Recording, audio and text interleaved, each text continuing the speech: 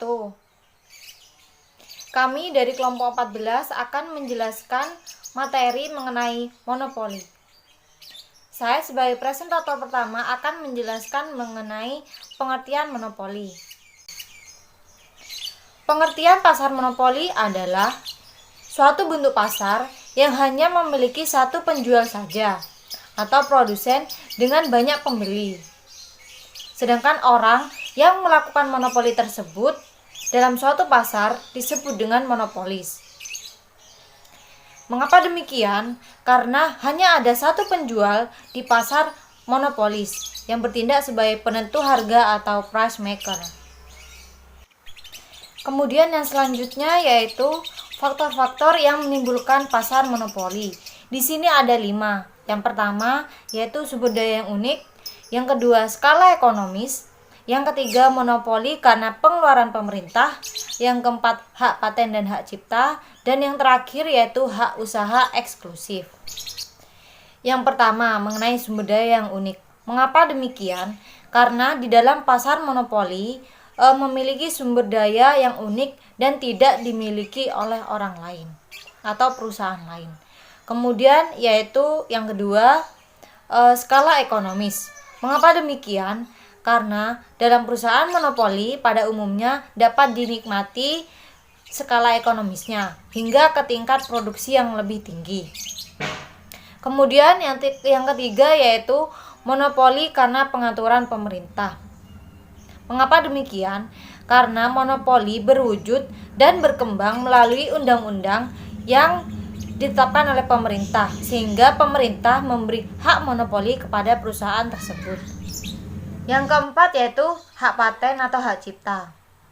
Perkembangan ekonomi yang sangat pesat, terutama dapat menimbulkan perkembangan teknologi juga. Untuk mengembangkan teknologi tersebut, kadang-kadang diperlukan waktu yang cukup lama dan modal yang cukup besar.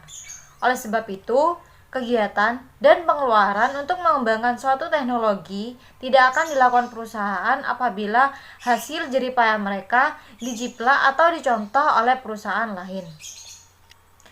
Agar usaha mengembangkan teknologi dengan tujuan untuk menciptakan barang baru akan memberi keuntungan kepada perusahaan tersebut, maka pemerintah harus melarang dan menghukum kegiatan menjiplak tersebut.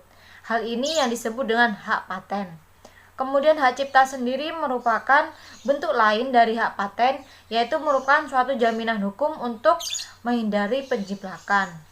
Dan yang terakhir yaitu hak usaha eksklusif. Nah, apabila skala ekonomi hanya diperoleh setelah perusahaan itu mencapai tingkat produksi yang sangat tinggi, kepentingan halayak ramai akan dimaksimumkan apabila perusahaan diberi kesempatan untuk menikmati skala ekonomi itu dan pada waktu yang sama juga diharuskan menjual produksinya dengan harga yang rendah. Ciri-ciri pasar monopoli. Yang pertama, pasar monopoli hanya memiliki satu produsen atau satu penjual dalam pasar tersebut. Karena hal ini, para pembeli atau konsumen tidak dapat beralih ke perusahaan lain atau penjual lain meskipun merasa dirugikan dengan harga yang telah ditetapkan. Yang kedua, tidak ada yang dapat membuat produk substitusi yang sempurna atau tidak terdapat barang pengganti yang bisa diperoleh dari pihak lain atau penjual lain selain penjual yang ada di pasar tersebut. Yang ketiga, terdapat hambatan dalam memasuki pasar monopoli. Hambatan-hambatan tersebut dapat berupa undang-undang, teknologi mutakhir yang dimiliki, modal yang sangat besar, dan lain sebagainya. Yang keempat, pembeli tidak ada pilihan lain dalam membeli barang atau produk. Yang kelima, keuntungan hanya terpusat pada satu perusahaan saja. Yang keenam, harga ditetapkan atau ditentukan oleh perusahaan atau price marker. Selanjutnya, jenis-jenis pasar monopoli. Pasar monopoli terbagi menjadi beberapa jenis. Pembagian jenis ini didasari oleh penyebab bagaimana pasar monopoli tersebut terbentuk. Yang pertama, monopoli karena hukum. Pasar monopoli ini terbentuk akibat adanya hukum atau undang-undang yang mengatur tentang pasar tersebut. Hukum ini dibuat untuk melindungi pasar dari persaingan, dan produk yang dilindungi merupakan barang kepentingan umum untuk memenuhi kebutuhan hidup orang banyak. Yang kedua, monopoli alamiah. Pasar monopoli alamiah tercipta dengan sendirinya atau secara alamiah karena pasar yang ada memang tidak bisa menampung lebih satu dari penjual.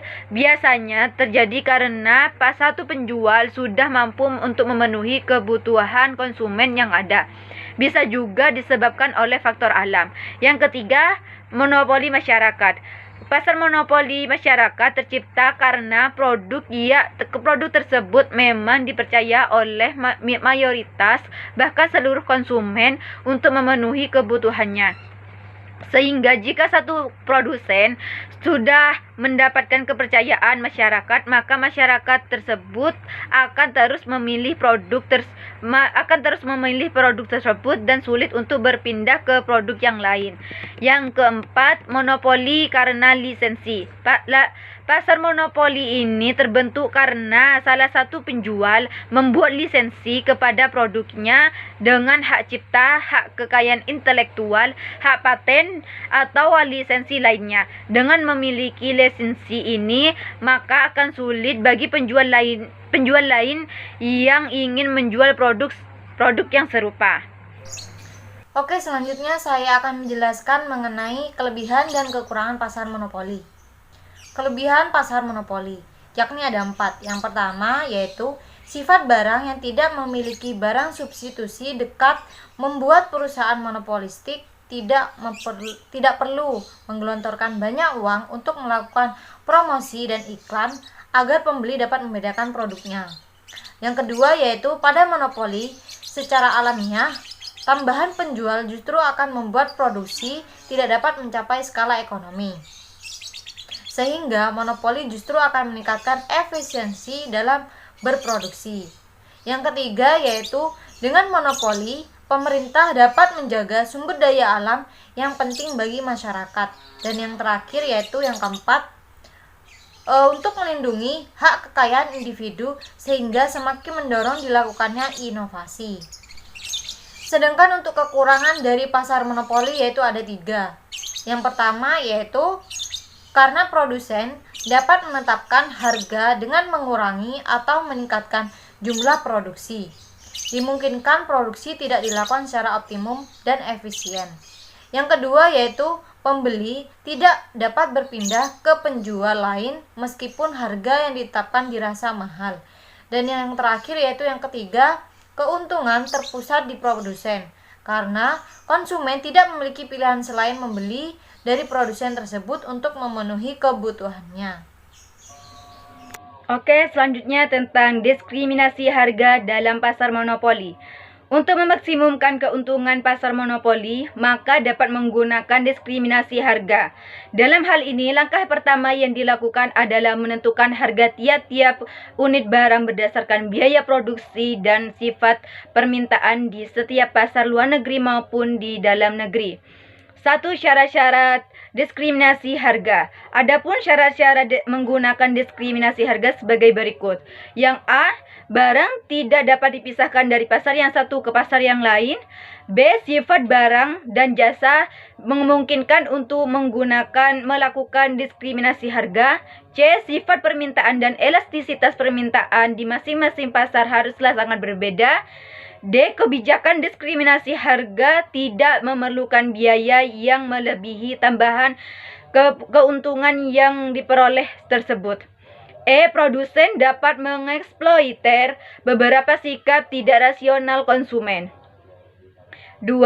Contoh-contoh kebijakan diskriminasi harga. A. Kebijakan diskriminasi harga yang dilakukan oleh perusahaan monopoli pemerintah. Misalnya adanya tarif berbeda antara tarif listrik dan tarif listrik perusahaan. B. Kebijakan diskriminasi harga oleh jasa-jasa profesional. C. Kebijakan diskriminasi harga di pasar internasional. Kebijakan pemerintah anti monopoli. 1. Membatasi ruang gerak monopolis dengan adanya campur tangan pemerintah dan penentuan harga maupun produksi. 2.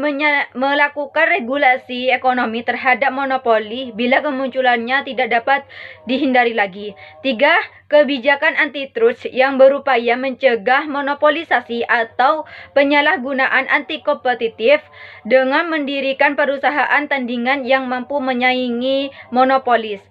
4. Pengenaan pajak. Contoh pasar monopoli. 1. PT Pertamina Persero, PT Perusahaan Listrik Negara, PT Kereta Api, PDAM Telkom, dan lain sebagainya.